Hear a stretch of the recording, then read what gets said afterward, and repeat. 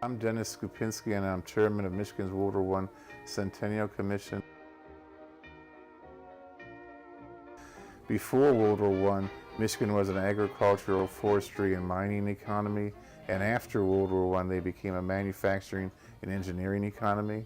What brought people over to southeastern Michigan was the factories to work in the automobile industry or automotive suppliers. And the draw was that you could make real good money.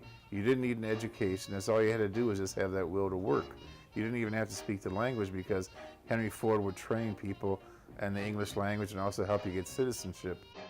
Henry Ford was real big as far as the Highland Park plant in 1914. He hired 50,000 people to keep 10,000 people on the assembly line. And that ended when World War I was declared because there was no longer immigration from Eastern Europe or from the Poland area.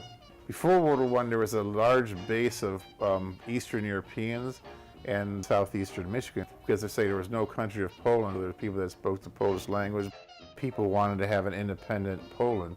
Polish Falcons were a fraternal organization of people that came from Poland. So when they heard about an organization that was going to be formed to fight the Germans, they started forming the Polish Legion, which General Haller became commanding of.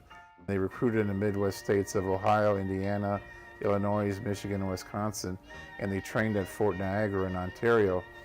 Then they went overseas to France and fought on the Western Front, and at the end of the war, then they went to Poland and fought the Bolsheviks for free Poland.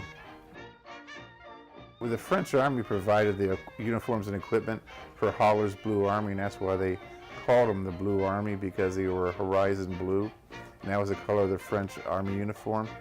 And the reason why the French chose that horizon blue was because they used to get their dyes for their red pants and dark blue tunics from Germany.